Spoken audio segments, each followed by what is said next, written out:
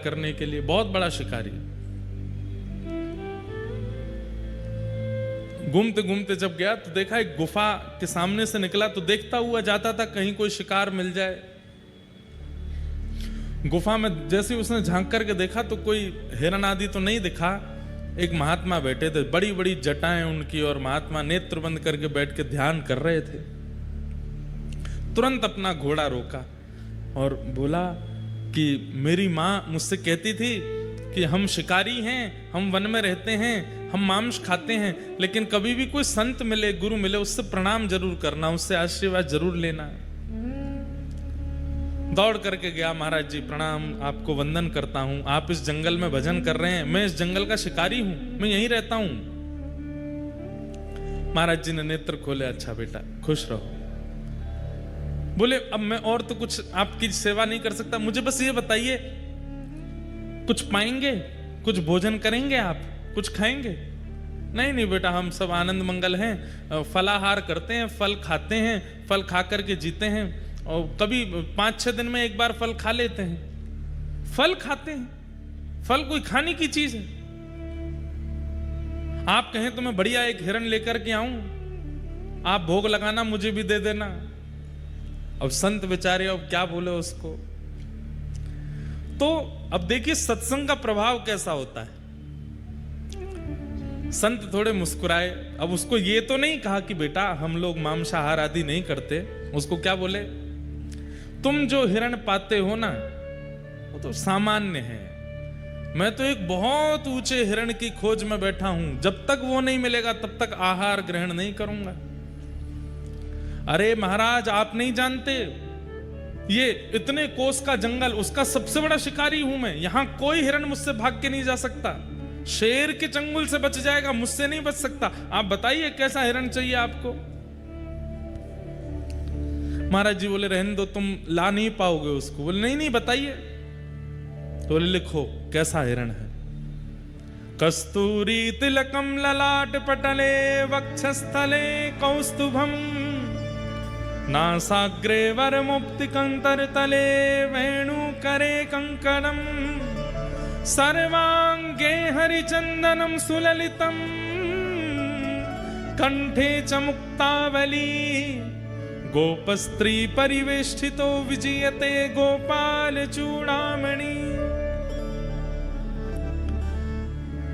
बोले जिस हिरण की आश में मैं भूखा बैठा हूं वो हिरण कस्तूरी का तिलक लगाता है। शिकारी बोला कस्तूरी तिलक लगाता है हिरण? मैंने ये तो सुना कि कस्तूरी उसके नाभि में होता है, पर उसका चंदन बना करके अपने माथे से लगा के घूमता है, ये हिरण तो पहली बार देखा सुना। बोला हाँ वो कस्तूरी का तिलक लगाता है। कानों में नासिका में मोती पहनता है। अच्छा मोती पहन करके घूमता है हमारी तरह? बोला हाँ। और इस हिरण की विशेषता क्या है? बोले पीतांबरी पहनता है, निर्वस्त्र नहीं घूमता है, पीतांबरी धारण करता है, धोती पहनता है, और सबसे बड़ी विशेषता अधर पर वेणु रख करके अपने कर कमलों से बजाता है। शिकारी बोला जीवन निकल गया, ऐसा हिरण तो नहीं देखा मैंने। बोले इसीलिए तो इस वाले हिरण को हम पाना चाहते हैं, उसी के लिए बैठे हैं यहां पर। महाराज मैं आपको वचन दे करके जा रहा हूं, वो इसी वन में है ना, आप बस इतना बताओ। बोला हाँ वो सब जगह है, वो यहां पर भी है। मैं आपको वचन देता हूं जब तक ये हिरण नहीं मिलेगा मैं भी भूखा रहूंगा, मैं भी शिकार नहीं करूंगा, इसी हिरण को पकड़ के लाऊंगा, तब तो आप स्वीकार करेंगे ना, उसको पाएंगे फिर मुझे भी दे देना। बोला हाँ फिर पाएंगे, हम लेके आओ। अब महाराज जी ने तो ऐसे टरका दिया, लेकिन एक क्षण का वो सत्संग किया गया। अब वो तो शिकारी सीधा था, उसको ज्यादा हम आप चतुर जैसे लोग थोड़े ही हैं, हम तो बहुत चतुर हैं। हमारे सामने कोई महात्मा ऐसे बोलते तो हम तो तुम हिरण थोड़ी है, ये तो भगवान की बात कर रहे हो आप, हम तो 2 मिनट में बोल देते। लेकिन बेचारा सीधा बोला ठीक है मैं अभी जाता हूँ। निकल गया, दिन रात पहाड़ों में, नदियों में, तालाबों में, पोखरों में, सघन वन में जाता है और केवल ढूंढ रहा है तिलक लगा करके वंशी बजाने वाला, पीतांबरी पहनने वाला हिरण मुझे मिले। 1 दिन, 2 दिन, 3 दिन, 5 दिन बीत गए। भूख के कारण व्याकुल होने लगा, मुख सूखने लगा। अब तो बस सामने से हिरण निकलते हैं तो उसको इच्छा तो बहुत होती है कुछ खा लूं, लेकिन सोचता है मेरे गुरुजी भूखे हैं, मैं कैसे पाऊं, जब तक वो हिरण नहीं मिलेगा तब तक नहीं जाऊंगा। 7 दिन बीत गए, प्राण जब निकलने को होने लगे, आंखें खुलनी बंद हो गई। अब स्थिति अपने वश में नहीं थी। ठाकुर जी उसके भाव पर रीझ गए, बोले बताओ हमको ढूंढ रहा है, भूख प्यास से व्याकुल होकर के हमको ढूंढ रहा है, हिरण के रूप में ढूंढ रहा है। इतने में ही मोर मुकुट धारण किए, कानों में सुंदर मोती धारण किए हैं, नाक में सुंदर मोती पहने हैं, पीतांबरी पहने हैं, ललित गति विलास वल्गुहास, टेढ़ी मेढ़ी चाल चलते हुए सघन वन से वेणु का नाद करते हुए कस्तूरी की सुंदर सुगंध आने लगी, चंदन की सुगंध आने लगी। तभी देखता है कि सामने से नीलांबर ठाकुर जी पीतांबरी पहन करके वेणुनाद करते हुए, मोर पिच्छ का मुकुट धारण करते हुए उसके सामने अधरों पर वेणु धारण करके मधुर स्वर से वेणु बजाते हुए आ रहे हैं। गुरुजी ने जितना बताया था सब देख रहा है। कस्तूरी की सुगंध आ रही है, नाक में मोती पहना है, कानों में कुंडल पहने हैं, पीतांबरी पहन रखी है, नील कांति नील वरण है, और ये हिरण तो नहीं है पर नेत्र तो मृग जैसे ही है, मृगनयन है। संभवतः यही वो हिरण होगा, श्रृंगार करके हमारे जैसा, मानवों जैसा लग रहा है। तुरंत प्रसन्न हो गया, वो मिल गया हिरण। अब क्या करूं, कैसे पकड़ूं? तो जैसे हिरण को पकड़ता है चुपके से, वैसे ही ठाकुर जी के पीछे धीमे धीमे चल रहा है, और हिरण पकड़ने वाला जाला हाथ में लेकर के चल रहा है। ठाकुर जी मधुर मधुर स्वर से वेणु बजाते हुए गजगामिनी चाल से आगे चल रहे हैं, पीछे पीछे वो शिकारी चल रहा है। जैसे ही देखा मौका है, तुरंत जाला फेंका, ठाकुर जी को उसमें बंदी बनाया, पकड़ लिया पकड़ लिया पकड़ लिया, आ गया मेरे चंगुल में। ठाकुर जी को पकड़ करके जाला बांध करके और उठा करके अपने कंधे पर टांगा, घोड़े पर बैठ करके ले गया गुरुजी के पास। सप्ताह बाद गुरुजी बाहर से चिल्लाने लगा गुफा के भीतर से। संत बोले फिर से आ गया, अरे जल्दी बाहर आइए, बहुत मचलता हुआ हिरण है ये, बड़ी मुश्किल से पकड़ करके लाया हूं, 1 सप्ताह लग गया गुरुजी, पेट में चूहे दौड़ रहे हैं, जल्दी बाहर आओ। संत बोले पता नहीं किसको पकड़ लाया होगा, देखता हूं। बाहर जाकर के देखा तो मुरली मनोहर श्याम सुंदर कंधा पे बैठे हैं उसके, जाले में बंद होकर के, बिल्कुल ऐसे हो गए। जैसे ही ठाकुर जी को देखा, गुरुजी तो वहीं मूर्छित हो गए। शिकारी दौड़ करके गया, बोले गुरुजी होश में आओ, पानी वानी डाला। जैसे तैसे होश में आए। शिकारी बोले गुरुजी आप ठीक हो? बोले मैं ठीक हूं बेटा। वो कहाँ है हिरण? बांध रखा है मैंने पेड़ से, भाग जाएगा, जल्दी करो, अग्नि चेताओ, भोग लगाओ आप, फिर मैं भी पाऊंगा। अरे पगले खोल इनको। खोलूंगा नहीं, 1 हफ्ता बाद मिला है। गुरुजी के नेत्र सजल हो गए, तुरंत कहा, बोले प्रणाम करो, साक्षात परमात्मा है, ये ईश्वर हैं, यही वो हिरण्यगर्भ हैं जिनकी इच्छा में रखता हूं। शिकारी तो प्रसन्न हो गया, दंडवत प्रणाम किया। ठाकुर जी ने उसको भी आशीष दिया, गुरु जी को भी आशीष दिया। सत्संग त्याग करवाता है। भक्ति ज्ञान वैराग्य और त्याग, भागवत। भक्ति के लिए विश्वास का पात्र, ज्ञान के लिए जिज्ञासा का पात्र, वैराग्य के लिए अनुभव का पात्र, और त्याग के लिए सत्संग का पात्र। ये 4 पात्र आपके चित्त में होंगे तभी भागवत विराजमान हो सकती है, नहीं तो संभव नहीं। तो जिज्ञासु के चित्त में ज्ञान विराजता है। 88,000 सौनकादि ऋषियों ने 6 प्रश्न किए। किम श्रेय शास्त्र सारः स्वावतार प्रयोजनम, किम कर्म के अवतारश्च धर्मः कम शरणं गतः। सबसे पहला प्रश्न, भगवान के अवतार का श्रेय किसको जाता है? राक्षसों के लिए आते हैं कि भक्तों के लिए आते हैं? रावण आदि राक्षसों को मारने के लिए आए कि सबरी आदि भक्तों पर कृपा करने के लिए आए?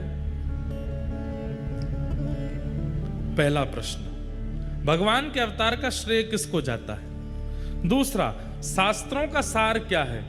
हमारे हिंदू वैदिक सनातन धर्म में इतने सारे शास्त्र हैं, पर इन शास्त्रों का सार क्या है? इनकी मूल बात क्या है? तीसरा प्रश्न, स्व अवतार प्रयोजनम, भगवान के अवतार का प्रयोजन क्या है? कभी मानव बन के आते हैं, कभी जानवर बन के आ जाते हैं, कभी नृसिंह बन के आते हैं। प्रयोजन क्या है? किम कर्म, भगवान के कर्म क्या हैं? भगवान क्या करते हैं? अवतार लेकर के कहते हैं कि ठाकुर जी कर्म नहीं करते, ठाकुर जी सोचते हैं, ठाकुर जी चिंतन करते हैं, और जो चिंतन करते हैं वो होता चला जाता है। ठाकुर जी ने चिंतन किया कि प्रलय होना चाहिए, उनके सोचते ही प्रलय हो जाएगा। ठाकुर जी अपनी भ्रगुटी टेढ़ी करते हैं तो बादल आकाश में छा जाते हैं, ठाकुर जी प्रसन्न हो जाते हैं तो धूप निकल आती है। ठाकुर जी के चिंतन से सब कुछ होता है, तो जिनके चिंतन से सारी क्रिया क्रियान्वित हो जाती है, उनको कर्म बंधन कैसे हो सकता है? तो वो कर्म क्या करते हैं आकर के? किम कर्म के अवतारश्च, भगवान के अवतार कितने हैं? 10 हैं, 24 हैं, कितने हैं? और फिर अंतिम प्रश्न किया, भगवान धर्म की स्थापना करके वापस चले गए अपने धाम को, तो जिस धर्म को ठाकुर जी स्थापित करके गए, भगवान के जाने के बाद उस धर्म का क्या हुआ? वो किसके पास गया? ये 6 प्रश्न हैं, और इन्हीं 6 प्रश्नों में अब कथा चलेगी। सौनकादि ऋषियों ने पहला प्रश्न किया कि भगवान के अवतार का श्रेय किसको जाता है? सीधा उत्तर है, राक्षसों को मारने के लिए ठाकुर जी नहीं आते हैं। वाल्मीकि रामायण में एक प्रसंग में ठाकुर जी कहते हैं, अगर मैं चाह लूं तो रावण का जन्म ही नहीं होगा, अगर मैं चाह लूं तो वैकुंठ में बैठे बैठे रावण का वध कर सकता हूं, लेकिन वैकुंठ में बैठे बैठे सबरी की हृदय की इच्छा पूरी नहीं हो सकती। उसके लिए तो मुझे आना पड़ेगा, उसके लिए तो मुझे प्रकट होना पड़ेगा। राक्षसों का वध वैकुंठ से हो सकता है, लेकिन भक्तों की मनवांछित इच्छा वो वैकुंठ से पूरी नहीं होगी, इसलिए भक्तों के लिए ठाकुर जी आते हैं। पहले प्रश्न का उत्तर, भक्तों के लिए ठाकुर जी आते हैं। वास्तव में तो बंधुओं, अब पुकारने वाला नहीं है, अब बुलाने वाले बचे नहीं है, इसलिए ठाकुर जी आ नहीं रहे। नहीं तो आज भी ठाकुर जी प्रकट हो सकते हैं।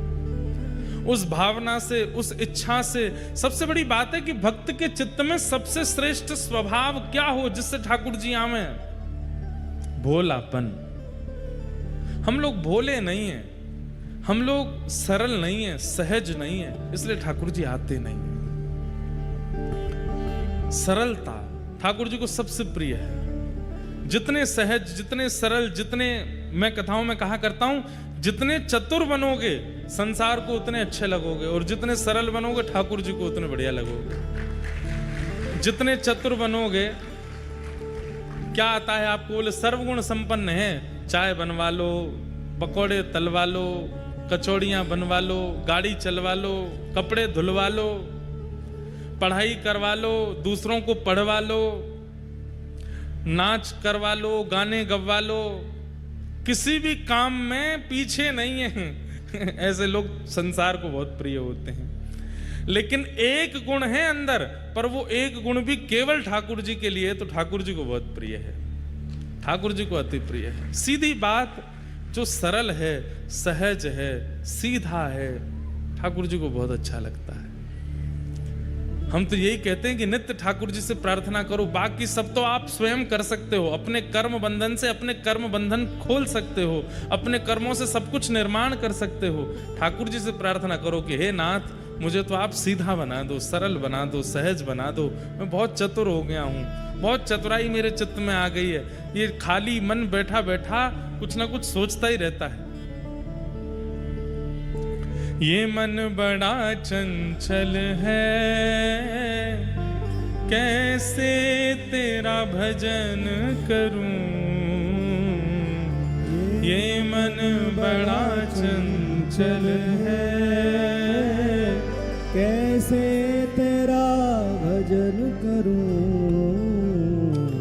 जितना इसे समझाऊं, जितना इसे समझाऊं, उतना ही मैं चल जाए तेरे चरणों की। गर धूल जो मिल जाए राधे तेरे चरणों की, ओ श्यामा तेरे चरणों की। गर धूल जो मिल जाए श्यामा तेरे चरणों की। हमें और कुछ नहीं चाहिए हे श्यामा जी, हे किशोरी जी, आप केवल हमारे चित्त को शुद्ध कर दो,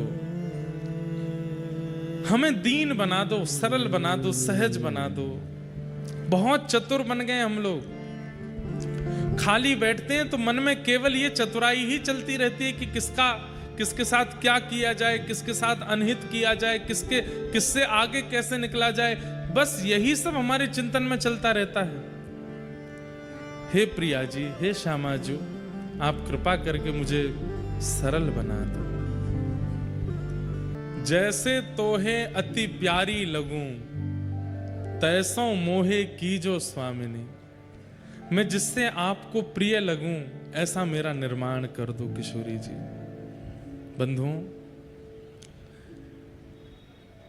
हम हरि को प्रिय लग जाएं, बस ये हमारी इच्छा है। तो ठाकुर जी के अवतार का श्रेय राक्षसों को नहीं जाता, वो हमारे लिए आते हैं। हमारे भाव का, हमारे रस का, हमारी इच्छा का आस्वादन करने के लिए ठाकुर जी आते हैं, राक्षसों के लिए नहीं आते हैं।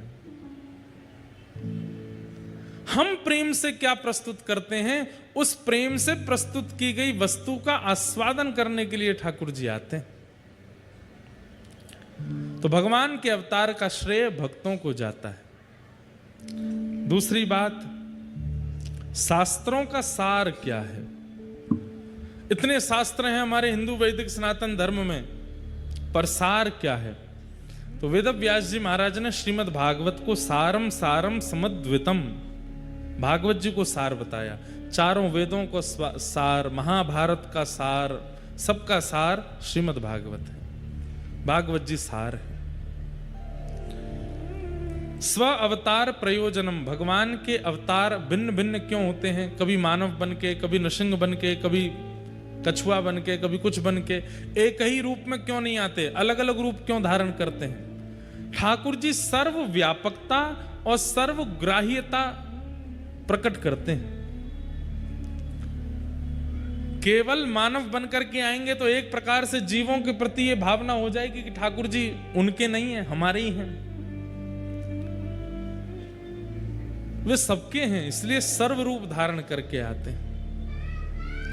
हमारे यहां वृक्षों में भी श्री ठाकुर जी हैं, नदियों में भी ठाकुर जी हैं, पहाड़ों में भी ठाकुर जी हैं। अरे कहां तक है, राक्षसों में भी ठाकुर जी कहते हैं प्रहलाद मैं हूं, सब में मैं हूं। मासा नाम मार्गशीर्षो, हम मार्गशीर्ष महीना को ठाकुर जी अपना स्वरूप बताते हैं। सब जगह ठाकुर जी की व्यापकता है, इसलिए ठाकुर जी अलग अलग रूप धारण करके आते हैं। और फिर दूसरा रूप धारण करने का कारण होता है भक्त की हृदय की इच्छा। सब लोग सावधानी से सुनो, भक्त के हृदय में जैसी भावना ठाकुर जी की है, ठाकुर जी वैसे ही आते हैं उसके पास।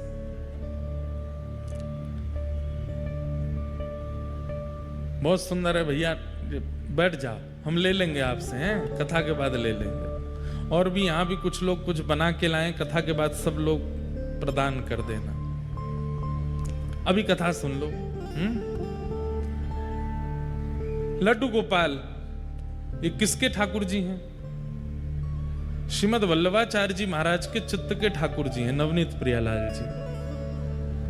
उनके चित्त में ये छवि है कि हाथ में मक्खन लेकर के ठाकुर जी घुटमुन चल रहे हैं, और उन्हीं की छवि से ठाकुर जी ऐसे नवनीत प्रियालाल जी के रूप में प्रकट हो गए।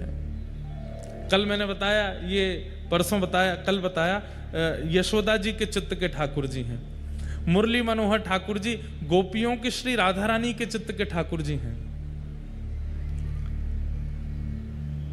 सब जगह अलग अलग स्वरूप है ठाकुर जी का। जगन्नाथपुरी में ठाकुर जी बिना हाथ पैर आंख नाक मुंह के बैठे हैं, विचित्र स्वरूप है ठाकुर जी का, पिघला हुआ, प्रेम पिघलित हैं।